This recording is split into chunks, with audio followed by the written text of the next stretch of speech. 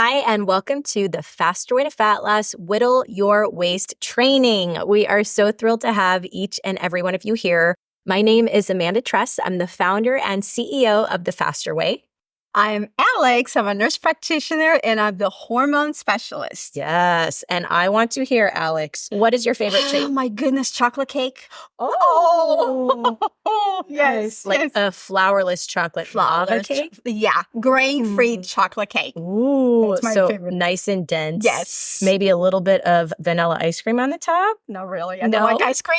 Really? Yes. Just the cake? Just the cake. Oh my no gosh. icing. That's how I like it. So funny. Yes. Well, hey, I'm now salivating, so thanks a lot. I'm still fasted, so It's so good. Grain-free chocolate cake. You guys should try it. okay, we're gonna have a snack day next week at the office. Maybe you gotta bring some for me.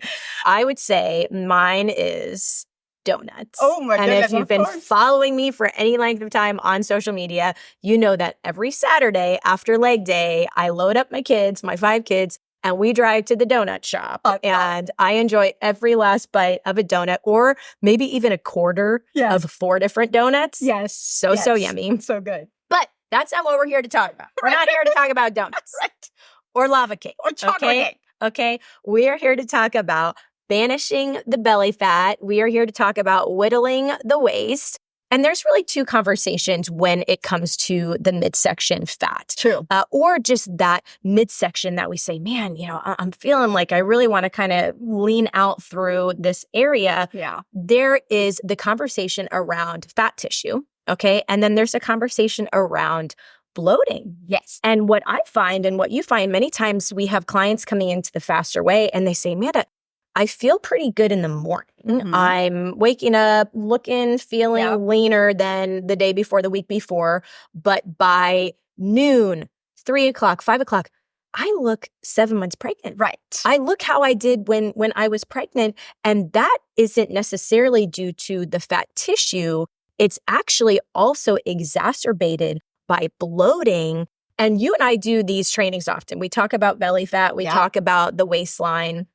But what we haven't really drilled into here recently is specifically gut health. Yes. So that's where we want to go today. We are going to be talking about getting rid of some of that adipose tissue, some of that visceral fat, some of that midsection weight as well. And we have a special treat for you that I'm going to share regarding how to really banish that belly fat. But let's dive into a conversation on gut health because it's overlooked. Yeah. And so many people listening, they're like, yeah, actually, I am feeling 5 months pregnant, 7 months pregnant. I'm looking that way, as I go through the day. What gives? Why is that? So define gut health for us. What are we even talking about when we say gut health? Yeah. So when we say gut health, one of the main things I tell my patients is to differentiate, really. Like meaning anything gut related, like Amanda was saying, bloated. When you feel bloated and you have to pinpoint, wait. I wasn't bloated last night, like you said. My belly was flat. Now I am. That's unhealthy. That means that your gut, it's not digesting. That's what we want the gut to do.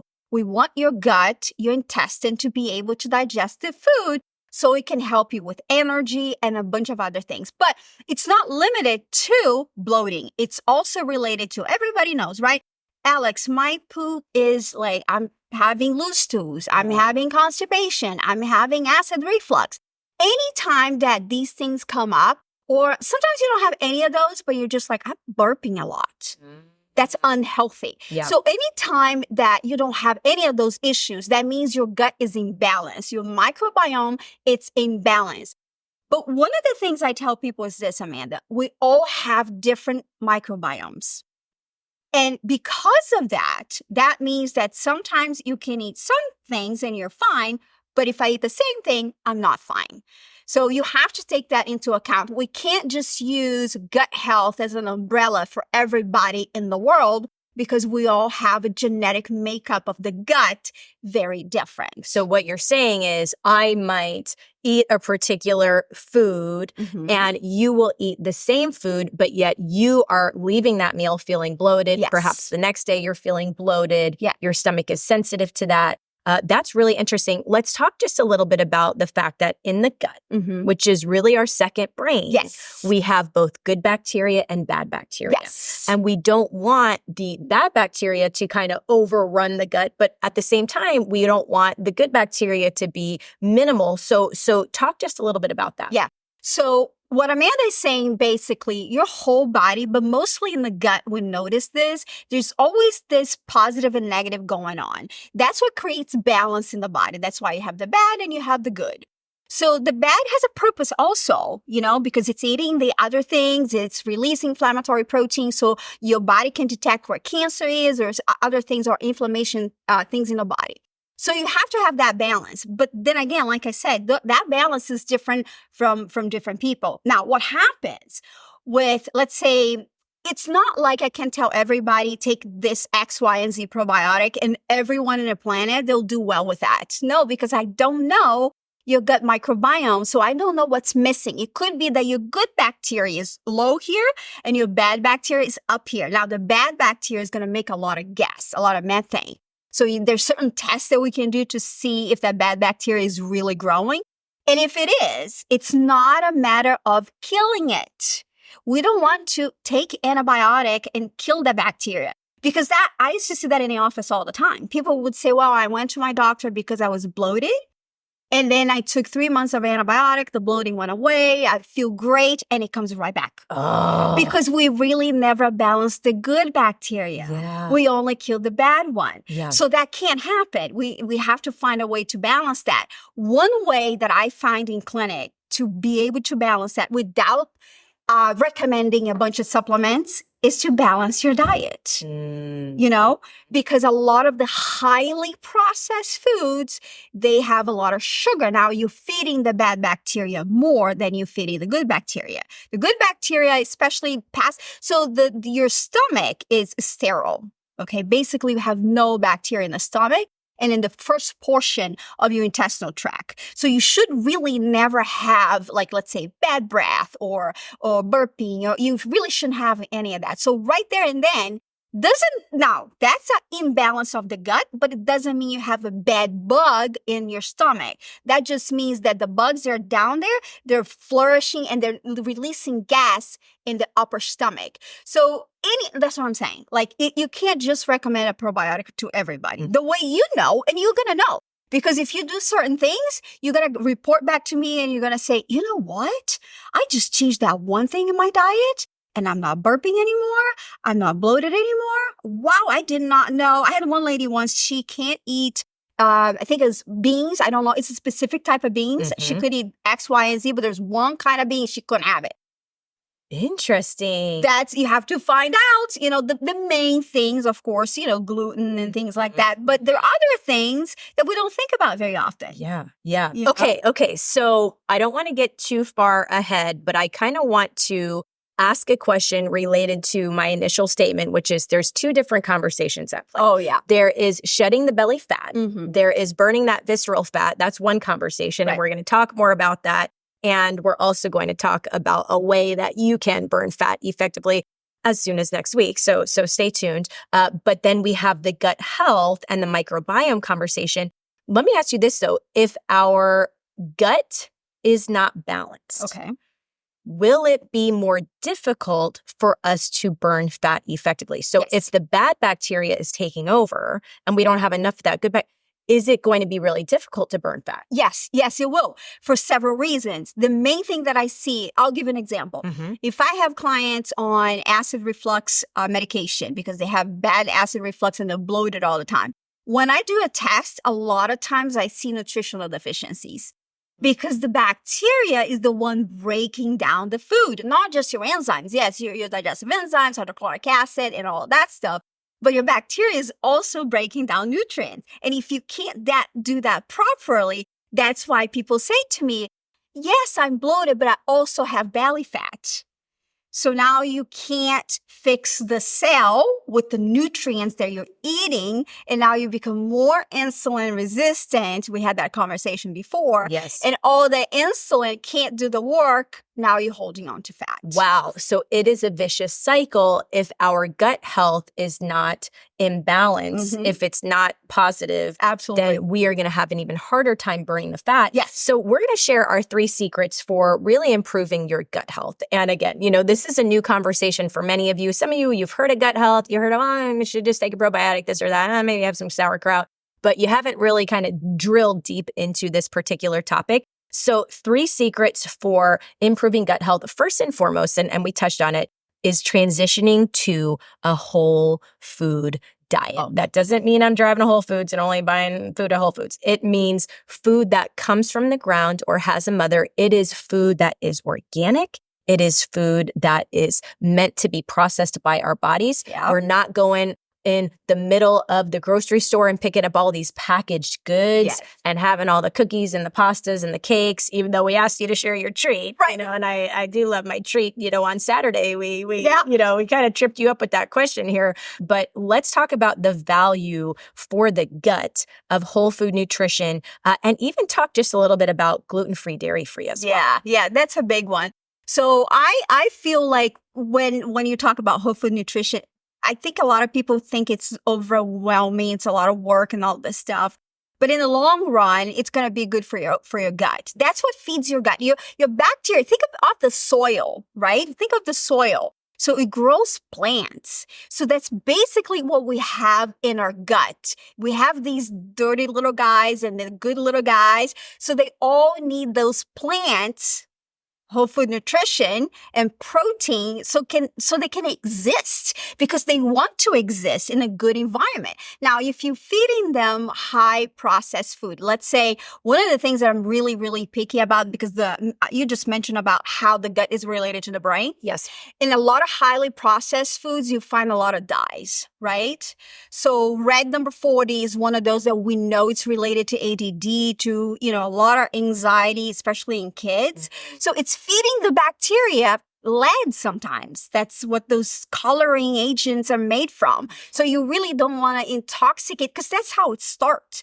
You start intoxicating your gut, and then that will travel to your brain. So you really don't want to get in that. That's why whole food nutrition, it's not just for your belly or your health, but your brain health, your behavior. It changes who you are as a person. It makes you calmer. So the bacteria talks to the brain. I think it's fascinating. Yeah. I think it's fascinating. I agree. It's fascinating. You are so cute. Yeah. I mean, that just blows my mind. So the dyes in our food, and I'm just thinking about my diet when I was 5, 6, 7, 8, 9. I mean, I'm having all the processed foods. I'm having the Go-Gurts and the string cheeses and the Twizzlers, and man, you name it. I'm going to the fast food joint and I'm just stuffing it down my hollow leg, and no wonder I have ADD. I think there's other reasons that I might also have ADD, but the food certainly didn't help. And combine that with all the antibiotics that I had growing up. That's another one. And there have been seasons of my life where I've struggled with gut health. I've struggled with burning the belly fat. But when I do transition to whole food nutrition, gluten-free, dairy-free, and not everybody wants to hear this, okay? Yeah. And when I talk about dairy, it's funny, I was just with a wellness professional last week who is very well known in the industry. And he was talking with me about raw dairy because he can eat raw dairy. He even healed his body in part with some raw dairy. That's not what I'm talking about. Right. Okay. I'm talking about grossly manipulated foods. If you are listening and you're like, man, I do my wheat thins in the morning. I do my lean cuisine at lunch. I do my hot pocket in the evening. I do my Kellogg's snack bar. I do my this, I do my that. And I just want to tell you, that used to be my diet. Okay. 15, 20 years ago, even when I was a trainer, I listened to all this marketing that I'm hearing from Biggest Loser. Guess what I do? I go down to the Subway. Yeah. At lunchtime, I get my Subway sandwich. I had my Quaker Chewy bar. I got my wheat thins. I got my string cheese. I got my low-fat yogurt. And I was so bloated, I would be doubled over in pain at the gym training clients. Yeah. I remember specifically telling my clients, I had one client, the sweetest lady, she would have a cinnamon roll every day for breakfast. She's a creature of habit. Every single day, cinnamon roll. Then she'd have her lean pocket for lunch. And I convinced her, and this is just so embarrassing, to transition from her cinnamon roll to mini wheats, which, by the way, is not much better. But I thought it was because that was the marketing. So if you're listening, I understand. This is a Yeah. no judgment zone. Right. If you're like, oh, shoot, I thought I was doing something good for myself. I'm having these low fat things. I'm having this, packaged food and it's easy grab and go. Like, we get it. Yeah. I understand because I was there 20 years ago, 15 years ago, but now we know. Now we know. And we don't know just because somebody said so. That's not how we know. Yeah. We know because there's science behind this. We know because we are doing testing. There's several people, several doctors, PhD people in all over the country, all over the world doing research. So if it was bad 10, 20 years ago, now we know a lot more. We have a lot more scientific data to show how inflammatory some of these foods can be. And we just want to let you know, we're not saying, that you're never going to eat that you're never going to have your donut. That's not it. We're just trying to give you all the information so you're like, oh, because you know what? It could be something that you ate 3 days ago and you're still bloated. You're like, no, it can't be. I had this 3 days ago. Yeah. But how highly processed was that? Sometimes it takes a little bit longer for you to recover those bacteria. Remember, you're killing organisms in your gut. So you're going to have to wait a little bit longer for the good guys to grow and take over again. Yeah. So that's why we're giving you this education. So it can a little bit be this like, well, I'm bloated and I have belly fat. That's why. Yeah. Yeah. Okay. We're only a few minutes in. Okay. And I'm already super jazzed because this is very helpful. And some of you might be like, okay, Amanda, I hear you. Whole food nutrition, I can go and get the broccoli and this and that, but I need more of a plan. So I'm going to kind of cut to the chase a little bit. I'm going to take a little intermission before we dive into the next 2 secrets. So here's the deal. If you are listening and for the very first time you're hearing, okay, whole food nutrition, gut health. Okay, if I want to burn fat, this and that, want to increase energy, immune system. Listen, we are best in class when it comes to meal plans. Yep. Whole food-based meal plans. And I'm really jazzed because we have a new program launching in a couple of weeks called the 5-Day Belly Blast. Okay, 5-Day Belly Blast, where we are going to improve your gut health and we're going to empower you to burn fat around your midsection. We will give you the meal plan. And it's going to be easy peasy for you to follow. Okay, we're going to give you this meal plan. In the 5-Day Belly Blast, we'll post a link so that you can invest. It's only $20. It's only $20. We are going to give you this Belly Blast meal plan. We're going to give you 5 days of workouts. And Alex and I are going to be sharing bonus trainings with you as you go throughout this 5-Day Belly Blast. So we've shared the first secret. We have 2 more secrets. Yes. Whole food nutrition. Let me just 2 quick follow-up questions on whole food nutrition. So I've heard that I should drink kombucha. Okay. I should have some sauerkraut. I should do certain things, apple cider vinegar, if I want to improve my gut health. Is that true? Should I be just running to Publix and grabbing myself some of this kombucha off the shelf? What's kind of the story on all of that? I always say this. I get that question so much in the office, Amanda. And I say, well, you go talk to Amanda first because I need you to go to Whole Food Nutrition. Yeah. And then we introduce the fermented foods, like you saying, the sauerkraut and all this. And I'll tell you why. Because sometimes if you still highly process eating those foods, when you do the fermented foods, you're just feeding the bad bacteria a lot more. So you probably have heard, you had a friend or somebody that says, well, I was doing kombucha and I actually felt really bad. I was super bloated. That's why you have to go through this process of transition to whole foods. And then you can try the fermented foods and see if that does anything for you.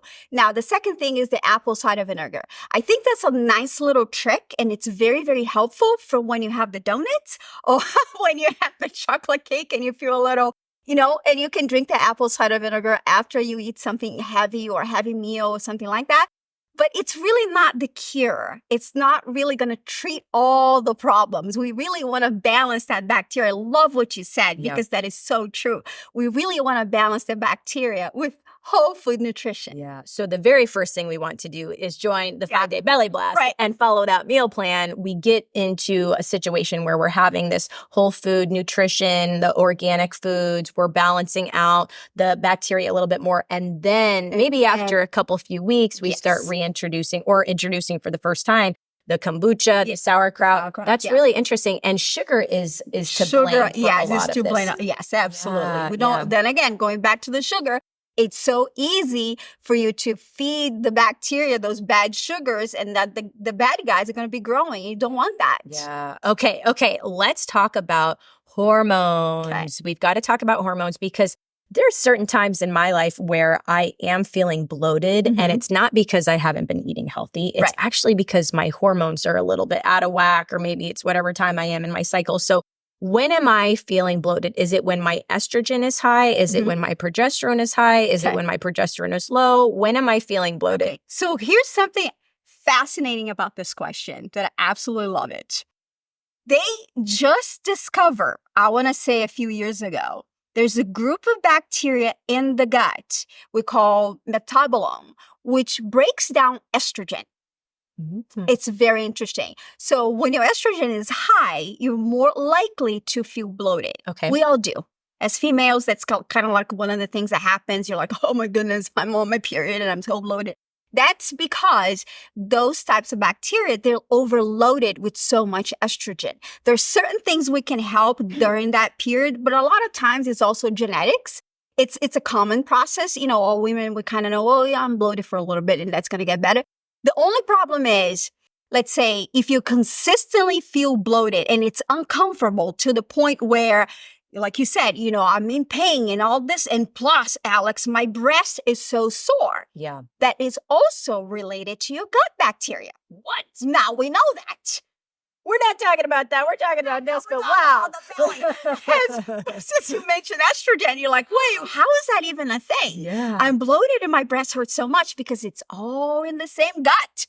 Your gut has to break down that estrogen. So that's huge for estrogen. Progesterone, not so much, but the estrogen has to be breaking out. In the liver, the kidneys, in the gut. So estrogen dominance and maybe even some toxic water weight when we have high estrogen. That's really interesting. So we need to support our bodies so that we can detoxify. Detox the estrogen. So when you are estrogen dominant, let's say I have a patient that I know you're estrogen dominant. I'm going to recommend sprouts. I'm going to recommend Brussels sprouts. Even if you don't like it, but maybe you want to eat it so you can alleviate some of the tenderness and some of the belly, you know, bloated. But that's how we go around that. Interesting. Okay, Brussels sprouts. I would have thought the opposite. I feel like Brussels sprouts are going to make me more when you have estrogen, when you have a lot of estrogen. Okay. So that's why I say sometimes you can use certain foods like as a remedy, you know, just so kind of like you can trickle a little bit. It's kind of like asparagus. Yeah. Asparagus is really good, but genetically speaking, some people cannot eat that. I'm sensitive to asparagus. Are you? Yeah, yes. That's the funniest thing. I found that to be true. Some people cannot, they'll get highly constipated. They'll get a little bit toxic, and they'll get unbelievable constipation. Oh my gosh. Yes, that's definitely a real thing. So yeah, everybody's different. That's why I tell people, experiment. If you're eating something, like you look at your friend's plate and they're like, oh my goodness, they're eating so healthy. Every time I eat that, I'm like exploded. I'm so bloated. Yeah. Because we're all genetically different, which means our bacteria will be genetically different. I've seen a carrot salad, I think for estrogen dominance. Yes, it could be. Okay, yeah, I think it was to help kind of lower the estrogen and detoxify the You toxic. still want to, and I tell my ladies, you still want to work on your hormones for a long time before you have to necessarily use those tools when you do feel bloated because you have too much estrogen. So you kind of have to work throughout the month so you don't get to that point. But even if you do, then you can use those little tricks. But you have to do the whole work for that whole time. Yeah. You know, you still having your cycle. Yeah. But as long as you have your cycle, you have to keep working on that. Right. Okay. Whole food nutrition. Yes. We've talked a little bit about these fermented foods. Yep. We've discussed hormones. So if you're estrogen dominant, there might be a few levers you can pull to resolve that. If you are a current client or a coach, we have our concierge program where Alex can coach you through how to really balance out your hormones. And third, let's talk a little bit about digestive enzymes. Okay. This is a hot topic that we haven't addressed too much in the Faster Way community. And I know for me, I'm 37, and I'm probably at the age where I need to be considering some supplementation with digestive enzymes. So what is a digestive enzyme? Why do we have to worry about this? Okay. So the thing about digestive enzymes, like you're saying, absolutely correct. As we get older, we make less and less digestive enzymes. You probably have somebody in your family in their 80s, in their 90s. What happens? They eat a lot less. So it's because all the systems kind of slow down. So digestive enzymes, I say it's super, super important, yes, as we get older.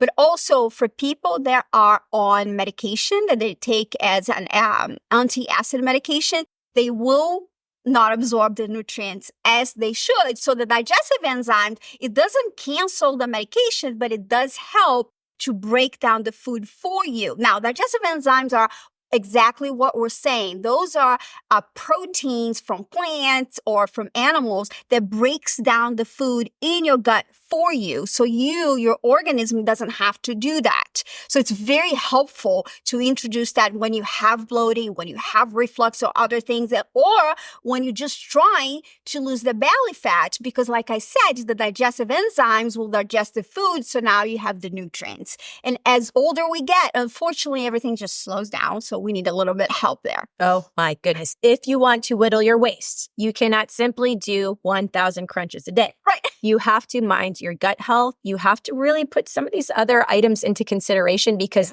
if we don't balance our gut, it's going to be much harder to burn fat. Absolutely. Okay, Absolutely. Alex, I truly appreciate you. You're very welcome. One more quick shout out for our 5-day belly blast. In our 5-day belly blast, we are going to empower you with a meal plan. That's all. We're going to give you 5 days of workouts. We are going to give you trainings. Alex and I will do bonus trainings with you, and you are guaranteed to burn some fat and banish the belly bloat.